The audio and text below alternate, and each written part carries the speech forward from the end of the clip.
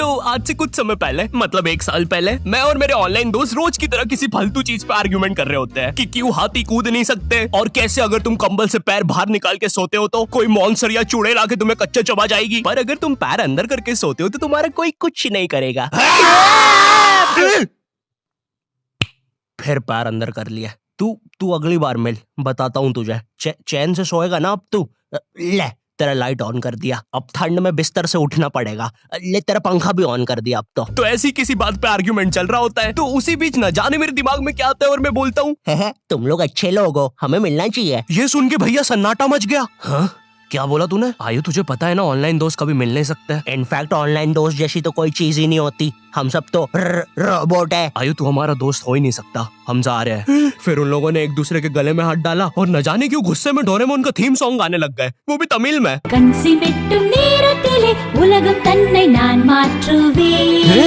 क्या? अब नहीं, ऐसा कुछ नहीं हुआ था। सॉरी गाइस, कुछ महीनों से जिंदगी थोड़ी सही नहीं चल रही है, इसलिए ऐसे जोक्स आ जाते हैं कभी कभार। खैर सरप्राइजिंगली मेरे ऑनलाइन दोस्तों ने मेरी मिलने वाली बात को सीरियसली लिया और इसी तरह हमारी Mumbai to Goa trip plan होती है, जो कि दिसंबर में थी। तो अब फास्ट फॉरवर्ड करते हैं सीधा दिसंबर तक ट्रिप का टाइम। तो अब कुछ रीजन की वजह से मुझे मुंबई प्लेन की जगह ट्रेन से जाना पड़ता है। नहीं, मैं एयरपोर्ट पर फटाका लगाता हुआ नहीं पकड़ाया था, थे कुछ रीजंस, थी कि सच में थे। तो मैं रात में ट्रेन में बैठता हूँ और सुबह में मुंबई पहुंच जाता हूँ। अब जो मुंबई पहली बार आता है ना, वो ना अलग अलग चीजों को देख के चौंकता है, जैसे वड्डी वड्डी बिल्डिंग्स, वड्डे वड्डे सुपरस्टार्स। और इधर मैं जैसे ही मुंबई के स्टेशन पे उतरा, ओ बहन की एलिवेटर स्टेशन पे, वो भी भाई साहब इसको एस्केलेटर बोलते हैं। एलिवेटर मतलब आंखों पे भरोसा ही नहीं हो रहा है। मैंने मम्मी को फोटो खींच के भेजी, मम्मी एलिवेटर, वो भी स्टेशन पे। भाई साहब एस्केलेटर होता है। देखो ये हमारे स्टेशन पे नहीं होते हैं, हमें पूरा ब्रिज पैरों से चढ़ना पड़ता है। और मेरे गांव के ब्रिज पता है बादलों में होते हैं। वो ब्रिज को इतनी ऊपर होने की जरूरत भी नहीं है, उसको किसी इंजीनियर ने भी नहीं बनाया है। ये गाँव के लोगों ने मस्ती मस्ती में उसको इतनी ऊपर तक बना के आ गए हैं। अब वो स्टेशन का ब्रिज ना आउटर स्पेस तक पहुंच चुका है। साला कुली लेके भी जाओगे ना तो थोड़ा ऊपर जाके तुम्हारी कुली को भी कुली करना पड़ जाएगा।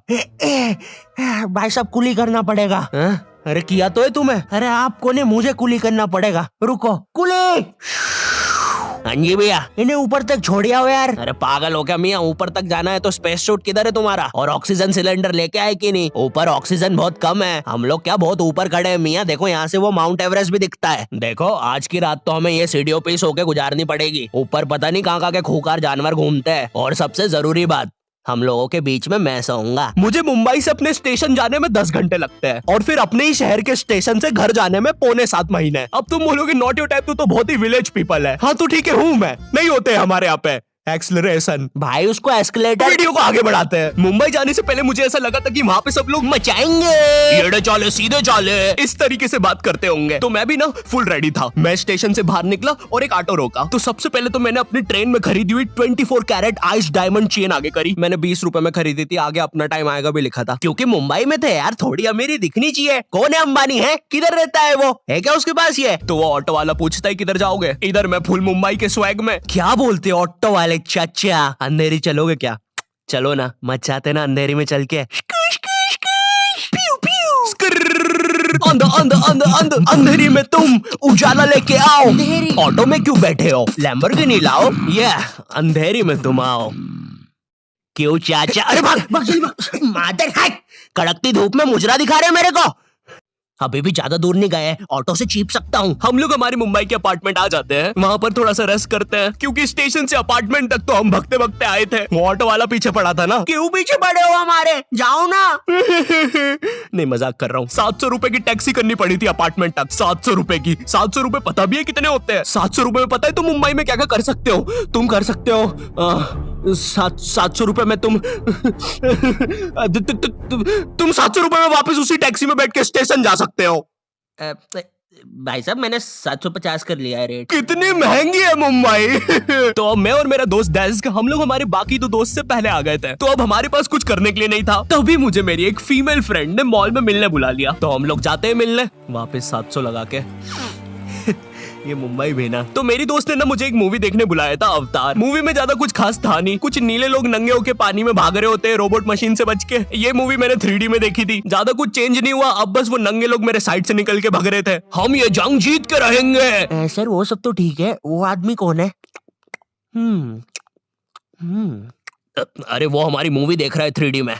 उसे तो मजा ही आ जाएगा जब हम सब नंगे होकर उसके सामने से भागेंगे। मेरी बात सुनो सब लोग, हम लोग उसके बहुत पास से भागेंगे लेकिन उसे टच नहीं करेंगे। जिमी मैंने तो अपने हाथ भी गीले कर लिए सुसु से। जैसे ही मैं नंगा होके उसके पास से भागूंगा अपने हाथ उस पे लपलपा दूंगा। चीटों से उसे लगेगा मूवी और रियल है। मेरी जिस फ्रेंड ने मुझे मॉल में बुलाया था उस दिन उसका बर्थडे था और मैं इधर बेशरम बेहया खाली हाथ गया था, बिल्कुल उस लेंडू बच्चे की तरह जो बर्थडे पार्टी में खाली हाथ आ जाता है। फ्री का नमकीन और केक दे दो बस उसे। तो ये बच्चा इधर मैं था। चीजें अभी इधर खत्म नहीं हुई है, उस बंदी ने फिर मुझे गिफ्ट दे दिया।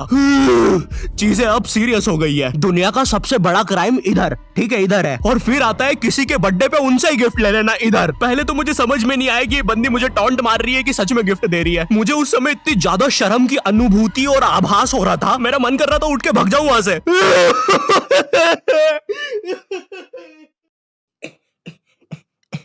अरे वो बाहर बहुत गर्मी है ना, इसलिए मैंने सोचा स्प्राइट पी लूं आके। और पेरी पेरी फ्राइज भी मेरे फेवरेट है। देखो अगर उस टाइम मैं चाहता तो अपने पीछे वाले जेब से बटवा निकाल के एक 50 का करारा नोट और 1 रुपया लगा के बड्डा लिफाफा बना के उसे दे देता, लेकिन मैं कोई 80 साल का दादाजी नहीं हूँ और वो भी मेरी पोती नहीं है, तो अब मैं कुछ कर नहीं सकता था। इसलिए मैंने बेशर्मों की तरह उसका गिफ्ट ले लिया और कमियां भी निकाल रहा हूँ। घड़ी तो अच्छी लाई हो तुम, लेकिन फास्ट ट्रैक की लाती तो अच्छी है घड़ी। इस ट्रिप पर ना हमारे बहुत ज्यादा पैसे खर्च हो गए थे, इतने कि मैं अपने बेसमेंट वाले बच्चों को खाना तक नहीं खिला पा रहा हूँ। चुप रहो, मैंने कहा ना नहीं मिलेगा खाना। आप पैसे के लिए India number 1 opinion trading app Probo पे क्यों नहीं जाते? हाँ, आप बस यहाँ पे यस और नो का आंसर देके लाखों में पैसे कमा सकते हो। प्रोबो एक ट्रस्टेड ऐप है जिस पर 1 करोड़ से भी ज्यादा यूजर्स हैं। यहाँ पर क्रिकेट, फाइनेंस, एंटरटेनमेंट और कई सारी कैटेगरीज में क्वेश्चंस है। जैसे अभी T20 सीरीज में इंडिया वर्सेस आयरलैंड में कौन जीतेगा? इंडिया ही जीतेगी। तो मैंने यहाँ यस दबा के क्वांटिटी स्लाइडर को बढ़ा दिया। अब अगर मेरा ओपिनियन सही होता है तो मुझे रियल कैश मिलेगा। अरे लेकिन विराट कोहली भाई, मैंने आपको कब पकड़ा? यहाँ तुम गूगल पे, पेटीएम, यूपीआई की मदद से आराम से 24/7 विड्रॉ कर सकते हो। ओ बाय द वे मैं पुलिस हूँ, तुम्हारे बेसमेंट की जानकारी मिली थी और प्रोबो का लिंक डिस्क्रिप्शन में है। डाउनलोड करने पर हम सभी को 25 रुपए का वेलकम बोनस भी मिलेगा, तो अभी जाके डाउनलोड करो। रात तक मेरे बाकी दोस्त भी आ गए थे, तो फिर हमने मुंबई की फेमस जगह, अरे वहीं जहाँ सब लोग जाते हैं घूमने के लिए, वहाँ घूमना स्टार्ट कर दिया। लेकिन जब तुम तुम्हारे दोस्तों के साथ रहते हो तुम्हारे दिमाग में मस्ती रहती है। तो एक मॉल में हमें एक सांड वाला झूला दिखता है। अब उसे देख के एक 21 साल का मैच्योर आदमी क्या करता? पापा बहुत बीमार है, बहन की भी शादी करवानी है, मुझे लगता है सांडू मैं तुम पे घूमी घूमी करने के लिए थोड़ा बड़ा हो चुका हूँ। लेकिन मेरे 21 साल के दोस्त ने क्या किया? घूमी घूमी। अब यहाँ एक सांड को दूसरे सांड पे चढ़ता हुआ देख हमें भी मस्ती छूटी। हम भी भाग के वो झूले के पास, भैया और तेज चलाओ, भैया और तेज, भैया और चलाओ तेज।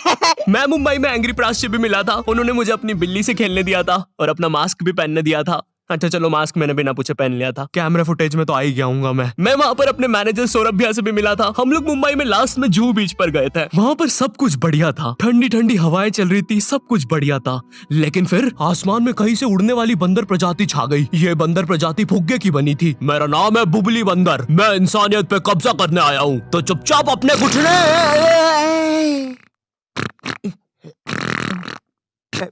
है दोस्त, क्या तुम प्लीज मेरी बूंद में हवा भर सकते हो? मुझे तुम्हारी दुनिया पे कब्जा करना है प्लीज। मुझे कोई दिक्कत नहीं है। कमलेश, कमलेश। हाँ मैंने सुन लिया था पहली बार में ही। कमलेश मैं जानती हूँ हम दोनों ज्यादा क्लोज नहीं है, लेकिन इसका मतलब ये नहीं तुम एक बंदर के साथ संबंध बना लोगे। मैं जा रही हूँ। कमलेश जाने दो उसे, मैं तुम्हें उससे भी ज्यादा चीजें दे सकता हूँ। मुंबई के बाद हम लोग निकलते गोवा के लिए। गोवा काफी चिल जगह थी, मैं वहाँ पर काला भी हो गया था। दिन भर बीच पर धूप में भटकने के कारण सच में वहाँ पर धूप तो बहुत ही ज्यादा थी, मतलब इतनी ज्यादा कि जमीन के अंदर से लोग बाहर आ रहे थे या अंदर जा रहे थे। कोई मुझे बताएगा ये क्या हो रहा है यहाँ पे? गोवा में तुम ऐसे बीच पे राइड्स वगैरह कर सकते हो, जैसे जेट स्की। इसमें ना तुम्हें आगे टंकी पे बिठा लेंगे बच्चे की तरह और पानी का एक चक्कर काट के वापस ले आएंगे। ये चलो ना। अरे हो गया भैया, अरे हम तो किनारे से ही वापस आ गए। इसके बाद आती है कुछ जानलेवा राइड्स, डेंजर राइड, जिसमें तुम्हें बोट से समुद्र के बीचों बीच ले जाएंगे और पतंगा बना के उड़ा देंगे। एक और चीज रहती है, जब तुम समुद्र के बीचों बीच पहुंचते हो ना, तो वो बोट वाला तुमसे पूछता है कि तुम्हें पानी में जाना है क्या। तो अब यहाँ पे जिसको तैरना नहीं आता है वो तो कुछ नहीं बोलेगा, लेकिन उस समय मेरे दिमाग में पता नहीं क्या चल रहा था कि मुझे पूरे गोवा के एक्सपीरियंस लेने हैं। मुझे तैरना नहीं आता है, मैं उतर गया समुद्र में। शुरुआत के 3.25 सेकंड तो कुछ भी नहीं हुआ, फिर पानी मुझे नीचे खींचने लगता है। ये तो कुछ भी नहीं, अब मैं बोट से भी दूर जा रहा हूँ धीरे धीरे। भैया भैया भैया भैया घंटा नहीं सुन रहा मेरी बात, मेरी इधर फटी पड़ी है, मैं कुछ भी चिल्ला रहा हूँ पानी में। भैया बीमारी है मुझे, ले लो ऊपर। भैया मैं माँ बनने वाला हूँ, ऊपर लो। उस समय कोई दूर से शार्क वार्क भी देख रहा होता ना तो उसे भी दया आ जाती। ओए बच्चे को क्यों परेशान कर रहे हो बे? चलो ऊपर लो इसको, खा लूंगा वरना इसे। चलो बेटा ऊपर चढ़ो तो। हाँ चलो चलो। जैसे तैसे वो बोट वाले ने मेरे को ऊपर लिया। अरे भैया क्या बच्चे ऐसे चिल्ला रहे थे? स्विमिंग सिखा रहे थे तुमको? अच्छा समुंदर में वो भी? तेरे को ड्राइविंग सिखाने का बोलता तो तू तो रॉकेट में बिठा देता मेरे को, पागल। सबने ना मेरा बहुत मजाक उड़ाया कि पानी में गया बच्चों जैसा रो रहा था, लेकिन वो कहते हैं ना सबका टाइम आता है। हम लोग ना उसके बाद एक बनाना राइड पे जाते हैं जिसपे तुम्हें एक बनाना शेप चीज पे बिठाते हैं और उसे नाव से खींचते हैं और बीच समुद्र में ले जाके फेंक देते हैं। तुम्हें पहले नहीं बताएंगे कि तुम्हें फेंकने वाले हैं। उसने हम सबको लेके गया और फेंक दिया। अब सब मुझसे भी गंदे रो रहे हैं पानी में।